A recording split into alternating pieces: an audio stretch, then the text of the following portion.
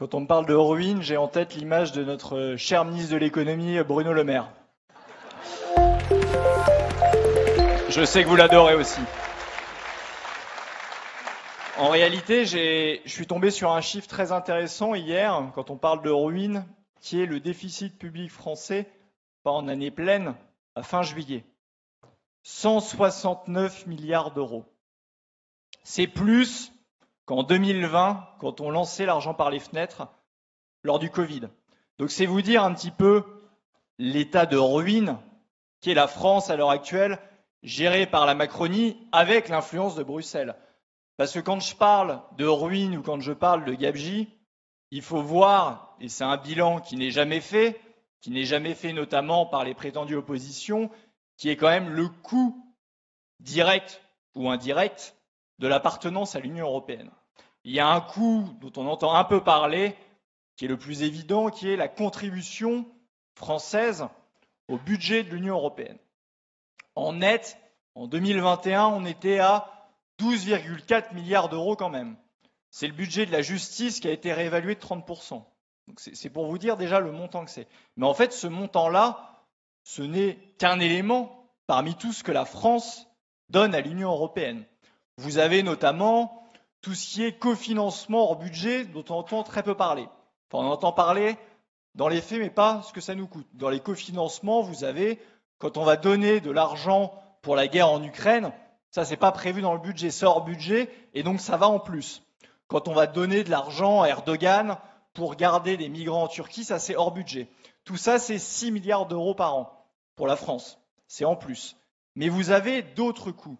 J'ai lu aussi hier, donc j'ai pensé à vous, le Premier ministre allemand, Olaf Scholz, qui expliquait qu'il fallait quand même s'attaquer aux normes de l'Union européenne, parce que ces PME et TPE leur expliquaient que les principaux coûts et les principales normes venaient de l'Union européenne. En France, vous avez le MEDEF, censé défendre les entreprises, où vous avez un auto-prétendu défendeur de la simplification contre la bureaucratie, David Lisnard. Les normes européennes, j'en entends jamais parler de leur part.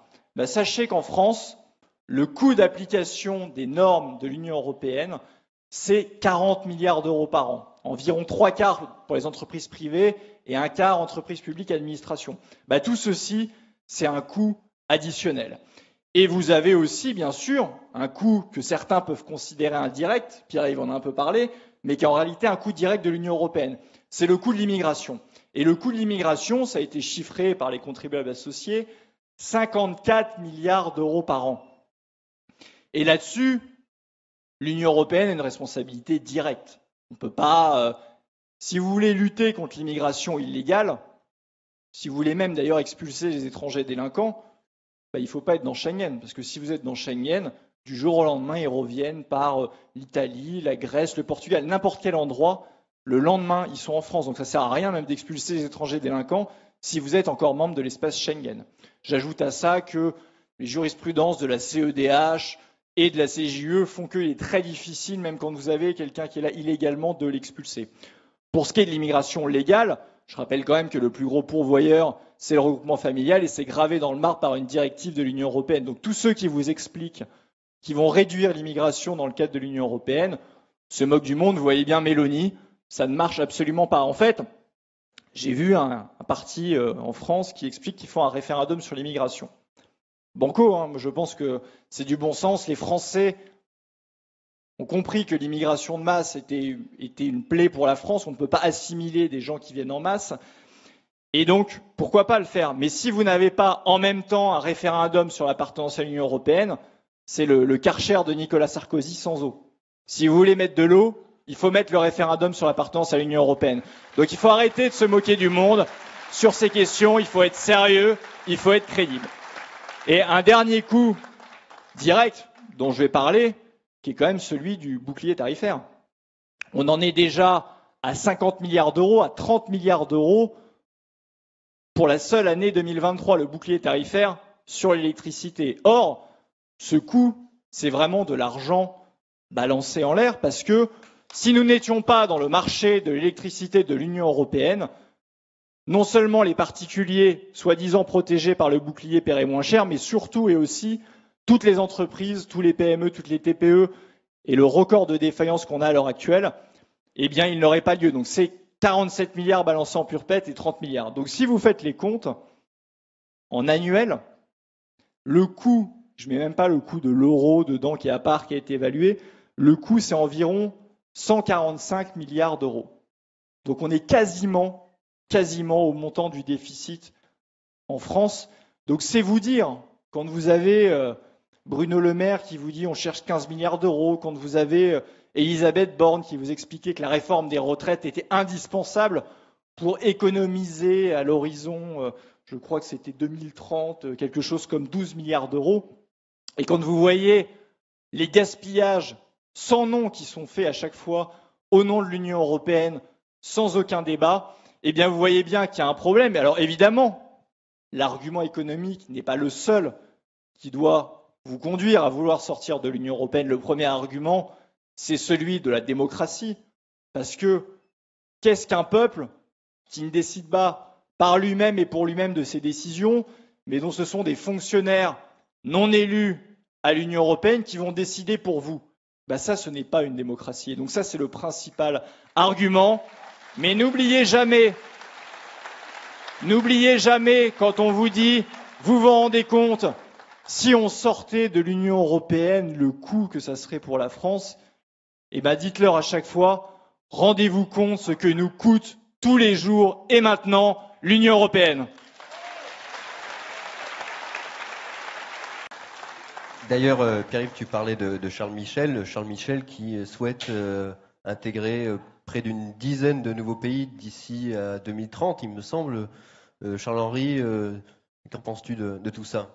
En ce qui concerne le Brexit, il y avait plusieurs choses. Ça a été très intéressant ce qu'a dit Aldo et Pierre-Yves. Pour les jeunes, c'est à mitiger sur le vote dans la mesure où en fait le premier votant ou non votant, plutôt pour les jeunes, c'était l'abstention. Et que effectivement les populations âgées sont plus votantes et ont voté pour le Brexit, mais le numéro 1 chez les jeunes, c'était l'abstention, avant même le maintien. Ensuite, effectivement, sur le Royaume-Uni, ce qui est intéressant, c'est qu'ils vont essayer de vous faire peur et ils le font. C'est-à-dire qu'il y a eu le projet de la peur pendant le référendum, il y a eu le projet de la peur au Royaume-Uni avant le Brexit en tant que tel, et il y a maintenant le projet de la peur en France et plus globalement dans les autres pays encore membres de l'Union européenne, où le Brexit, on vous dit, attention, le Brexit, c'est la catastrophe. Si vous regardez les grands médias, les écoutez, ce serait la catastrophe. Mais quand vous prenez les chiffres, ça a été dit, le chômage est plus bas que dans la zone euro, la croissance 2021-2022 est plus basse que dans la zone euro, on vous dit qu'il y a de l'inflation. Oui, enfin, il y a de l'inflation aussi en zone euro et en particulier en France qui a dépassé la moyenne maintenant de la zone euro. Et surtout, s'il y a de l'inflation, contrairement en France, il y a des hausses de salaires. Les salaires ont augmenté de 8% pour une inflation à 6,4%. En France, l'inflation selon, parce qu'on vous donne l'inflation INSEE, mais selon Eurostat, c'est 5,7%. Je pense qu'il n'y a pas grand monde qui peut me dire que son salaire a augmenté de plus que ça. Donc tout ceci, il faut bien l'avoir en tête. Quand on vous dit que c'est la catastrophe au Royaume-Uni, si c'est la catastrophe au Royaume-Uni, c'est l'apocalypse en zone euro. Donc ça, c'est un premier point. Et après, je pense que le départ du Royaume-Uni amène une sorte, crispe encore plus les élites européistes et amène une sorte de fuite en avant. On le voit du côté de la guerre, mais on le voit pour tout un tas de projets. L'Union européenne s'est arrogé des droits qu'elle n'avait même pas dans les traités, des envois d'armes, des interdictions de médias. Et il y a cette fuite en avant de l'élargissement de l'Union européenne qui finalement se recoupe avec ce que je disais parce que l'élargissement de l'Union européenne, ça va aussi nous coûter de l'argent. Ils veulent faire rentrer à l'horizon 2030 de 6 à 9 pays. Il y a les 6 pays des Balkans, parmi lesquels Serbie, Kosovo, Albanie, Monténégro, Bosnie-Herzégovine, etc. Et vous avez aussi Ukraine, Moldavie, Géorgie. En Géorgie, je crois que le salaire minimum, c'est du style 30 € par mois. Donc ça veut dire quoi? Ça veut dire que, évidemment, les pays contributeurs nets qui restent, dont la France, vont devoir mettre la main au pot. On peut estimer que ça va coûter entre 3 et 5 milliards d'euros en plus des 12 milliards qu'on payait déjà. Ça veut aussi dire, quand vous avez des telles différences de niveau de vie, évidemment une immigration importante qui va venir de ces pays-là, évidemment des délocalisations, parce qu'il n'y a jamais eu de bilan non plus de l'entrée des pays de l'Est dans l'Union européenne. on voit les taux d'industrialisation des pays, il y a eu un déplacement colossal de l'Europe de l'Ouest vers les pays de l'Est, tout simplement parce que la main-d'œuvre y est entre 6 ou 7 fois moins chère. 55% des délocalisations en France sont au sein même de l'Union européenne, donc vers les pays de l'Est. Donc vous imaginez la folie qu'il faut avoir si vous êtes normalement des dirigeants de la France. Dirigeants de la France, vous êtes censés normalement défendre les intérêts de la France. Et donc là, on va vous faire rentrer concurrence déloyale, et il y a aussi, je suis désolé de le dire quand même, la criminalité là-dedans.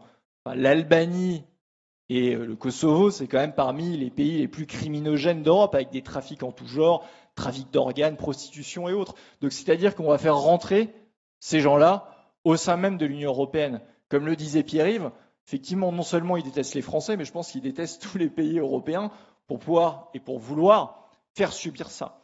Et donc ça, évidemment, il faut l'avoir en tête. Et il faudra se battre contre ça, il faudra se battre contre toutes les dérives de l'Union européenne. Il y a une autre dérive dont je n'ai pas parlé, c'est quand même le fameux plan de relance de l'Union européenne. Le même plan de relance, pour rebondir sur ce qu'a dit Dominique, qui, comme contrepartie, avait dedans les réformes des retraites et de l'assurance chômage. On ne vous a jamais dit, mais à la base, ce plan-là, ça devait coûter 80 milliards d'euros à la France, qui devait en recevoir 40. Donc c'est 40 milliards d'euros en net qu'on devait perdre. Sauf que comme les emprunts d'excès sur l'inflation, il y a une autre bourre de gestion là au sein de l'Union européenne, celle qui passe son temps à donner des leçons de gestion. En fait, plutôt que d'émettre le financement, qui est environ 804 milliards d'euros, qui devait émettre au niveau de l'Union européenne, plutôt que de le faire directement en 2021, quand les taux d'intérêt étaient trop bas, je m'étais rendu compte en me plongeant dans les papiers que ces génies avaient eu la bonne idée d'attendre. C'est-à-dire qu'à fin 2022, il restait encore 636 milliards à emprunter. Sauf qu'à l'époque, on empruntait à taux nul. Maintenant, on emprunte à 3,5.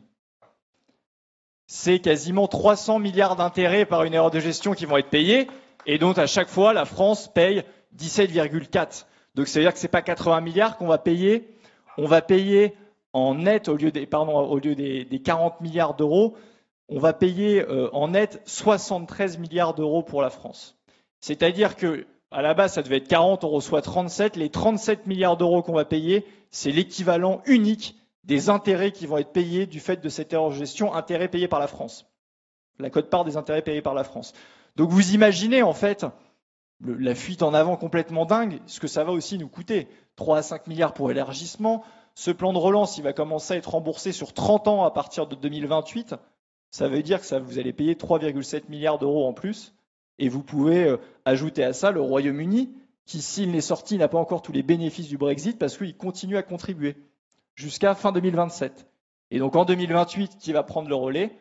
Les contributeurs nets restants. De telle sorte que si vous avez ces trois phénomènes, élargissement, plan de relance, fin des contributions britanniques, la contribution nette de la France va passer de 12,4 à quasiment 20 milliards. Voilà la réalité. Quand il n'y a plus d'argent en France, vous allez donner tout à l'Union européenne et vous allez donner tout aux chers pays qui rentreront dans l'Union européenne.